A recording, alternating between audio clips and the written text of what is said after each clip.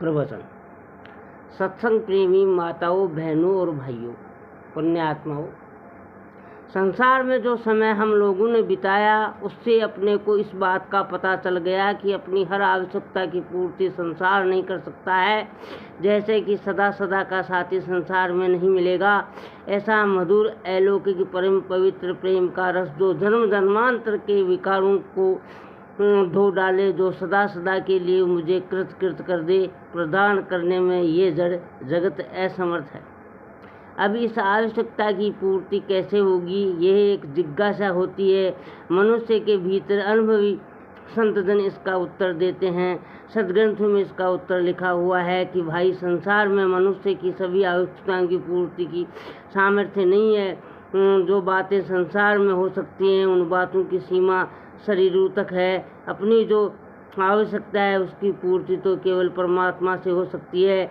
ईश्वर के मानने वाले भाई बहनों की सेवा में ये निवेदन है कि हम सब लोगों को ईश्वर तत्व और ईश्वर के विश्वास को जीवन का अनिवार्य अंग मानना चाहिए। अपनी आवश्यकता की पूर्ति ईश्वर से ही हो सकती है, जड़ जगत से नहीं। क्या चाहिए अपने को? मैंने अपना दुख स्वामी जी महाराज को सुनाया था कि संसार में अपना कहने के लायक कोई दिखाई नहीं देता है और मनुष्य के जीवन की रचना ऐसी है कि वे बिना किसी को अपना बनाए रह नहीं सकता। नीरसता का नाश नहीं होता, अपूर्णता का नाश नहीं होता। आवाज़ की दुनिया के दोस्तों, संतजन सलाह देते हैं कि सदा सदा के लिए साथ देने के लायक अकेला परमात्मा ही है और सच पूछो तो उसी से तुम्हारा नित्य संबंध है।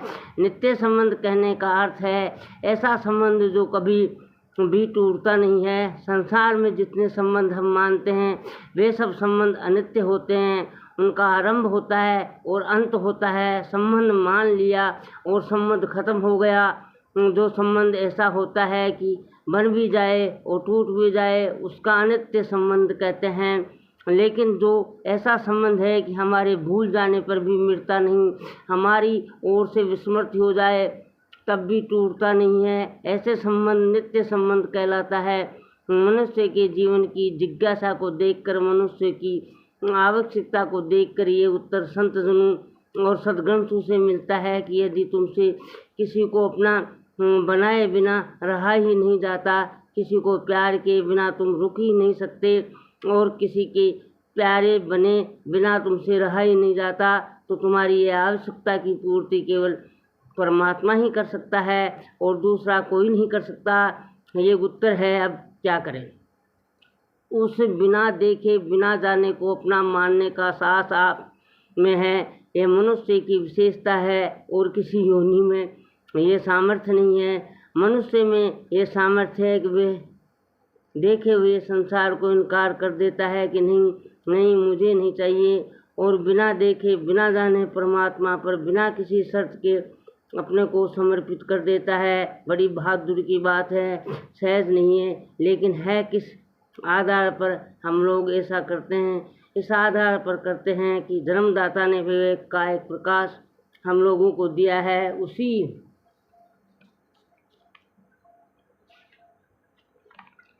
प्रकार में ये दिखाई देता है कि दृश्य जगत में कहीं भी स्थायित्व नहीं है। समय निरंतर परिवर्तन हो रहा है। उत्पत्ति और विनाश का अनवरत क्रम चल रहा है। निर्माण होता जा रहा है, विनाश होता जा रहा है, संगठन होता जा रहा है, तो विघटन भी होता जा रहा है। मनुष्य विवेकशील होने के कारण संसार के स्वरूप को जान लेता है और जान लेने के प्रभाव ये होता है कि वह देखे हुए संसार की ओर से मुख मोड़ लेता है।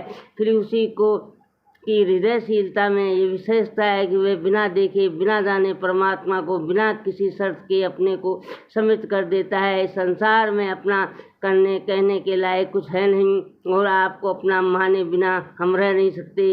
नहीं तो हे प्यारे, ये तुच्छ जीवन, अभावों से भरा जीवन, अपूर्ण जीवन चाहे जैसा भी हो तुम्हारा ही है और तुम्हारी ही प्रसन्नता के लिए ये तुम्हें समर्पित है। आवाज़ की दुनिया के दोस्तों, कितनी बड़ी बात है। सोचो, बहादुरी है कि नहीं। ये सुख के लोभियों का काम नहीं है, ये कामनाओं से प्रेरित रहने वालों का काम नहीं है, ये संसार को जो अपनी खुराक बनाना चाहता है उसका काम नहीं है। जो प्रेम का पुजारी है जो उस अनंत रस से अपने जीवन को भरपूर करना पसंद करता है, ये उसकी बहादुरी है। वह कहता है तुम्ही से मेरा नित्य संबंध है, तुमसे भिन्न और किसी से मेरा नित्य संबंध नहीं है। तो दो ही बातों में काम हो गया, परमात्मा से भिन्न और किसी से मेरा नित्य संबंध नहीं है। तो संसार से संबंध टूट गया, ममता कामना खत्म हो गई। मीरा जी ने क्या कहा था, मेरे तो गिरधर गोपाल दूसरों ने कोई, मेरे तो गिरधर गोपाल, इतना कहने के लिए सब भाई बहन बहुत राजी हैं। महाराज जी कभी कभी कहते हैं भाई ऐसा कहने में कौन पीछे हटेगा, सामर्थ्यवान है, अनंत सौंदर्यवान है, अनंत रस का सागर है, अनंत माधुर्यवान है, ऐसा नातेदार किसी को मिले तो कौन इनकार करेगा। अरे भाई छोटे छोटे गुणों पर जो आप विवाह का संबंध बनाने के लिए ज़मीन आसमान एक करते हैं, बड़ा अच्छा खानदान है, बड़ा अच्छा परिवार है, बड़े अच्छे लोग हैं, ये विशेषता है। छोटी छोटी बातों पर संबंध बनाने के लिए आप इतने आतुर रहते हैं, तो जिसमें अनंत ऐश्वर्य है, अनंत माधुर्य है, अनंत सौंदर्य है, उसको अपना बनाने में कौन पीछे हटेगा। हम सब लोग राजी हैं ये कहने के लिए कि हे प्रभु तू मेरा है, प्रभु मैं तेरी, तुम ही मेरे अपने हो और मेरी माता हो, तुम ही पिता हो, तुम्हारे मेरे बंधु हो, तुम ही सखा हो, तुम ही, ये सब हम लोग कहने के लिए तैयार हैं, कहते ही रहते हैं। लेकिन उसमें बड़ी कठिनाई पड़ जाती है कि इस जीवन पर जो जड़ता का प्रभाव है, शरीर और संसार के संयोग जनित सुख भोग की वासना का जो प्रभाव है, ये मीरा जी की तरह हमको ये नहीं कहने देता है कि दूसरों ने कोई सज्जनों, ये दूसरा हिस्सा जो है ये मुझको बहुत महत्वपूर्ण मालूम होता है। क्योंकि जब मैंने कहा कि परमात्मा मेरा अपना है तो इसमें मुझे कोई कठिनाई नहीं हुई, इसलिए नहीं हुई कि उसकी तो मुझे बड़ी भारी ज़रूरत है। मृत्यु के भय से भयभीत जो है वह अविनाशी का पसंद कर लेता है। मीरा जी ने संसार को सुना कर कह दिया, ऐसे वर को क्या पूँ जो जन्मे और मर जाए, वर वरियो एक सांवरो रे चुड़ लो अमर हो जाए। नाम नाम बिन ना रहे, सुने सुनाए लोई, मेरा सुत जायो नहीं, शिष्य न मोड़ियो कोई। आवाज़ की दुनिया के दोस्तों, सज्जनों, सत्संग प्रेमियों, जो अपनी अपूर्णता में पीड़ित है, पुण्यात्माओं, वह सब प्रकार से पूर्ण को पसंद कर लेता है। जो अपने भीतर प्रेम रस के भाव में त्रसित और तापित है, वह प्रेम रस के सागर को पसंद कर लेता है। कौन बड़ी बात होगी, अपने में जो अभाव है उसे सब प्रकार से भरेगा, उसे तो पसंद करेंगे ही। लेकिन उसके साथ एक बड़ी भारी शर्त है, और वह यह है कि जिन्होंने केवल परमात्मा को पसंद किया वे तो उसको प्राप्त करके कृतकृत हो गए, और जिन्होंने संसार की पसंदगी की को तोड़े बिना परमात्मा को अपना कहना पसंद किया, उनके भीतर वह नित्य निरंतर विद्यमान है, तब भी उसको विद्यमानता का आनंद नहीं आया। बस इतना ही अंतर है और कुछ नहीं। आवाज़ की दुनिया के दोस्तों, संसार में बहुत कम लोग हैं जो ईश्वर विश्वास के बिना अपने को संभाल सके। जीवन देने वाले ने हम लोगों को स्वाधीनता दी है, उसकी दी हुई स्वाधीनता का हम लोग दुरुपयोग भी करते हैं, सदुपयोग भी करते हैं। ऐसी चर्चा चलती रहती है संसार में। भाई हम तो बिना देखे बिना जाने परमात्मा को नहीं मानते हैं। मेरे साथ एक अंग्रेजी पढ़ाने वाले अंग्रेज महिला थी, 16 वर्ष उन्होंने मेरे साथ महाविद्यालय में काम किया। मैं एक बार आई अपने देश से तो कहने लगी बहुत दुखी हूँ। मैंने कहा क्या बात है, आप क्यों दुखी हो? मिसेज हेलन वर्न उनका नाम है। तो कहने लगी देखो न, हमारे देश के जो नए लड़के हैं, नई पीढ़ी के, वे कहते हैं भगवान का नाम क्यों लेते हो? बिना भगवान का नाम लिए सब काम हो जाता है। एक बच्चा पैदा हुआ, उसके मुख में दांत नहीं थे, उसने तो भगवान का नाम ही नहीं लिया, उसके मुख में दांत निकलाए। सब काम तो बिना नाम लिए हो जाता है, तो ज़बरदस्ती नाम के द्वारा जीवन में हस्तक्षेप क्यों करवाते हो? भगवान को तुम्हारे जीवन में क्यों हस्तक्षेप करने देती हो? ऐसा कहकर वह बहुत दुखी होने लगी।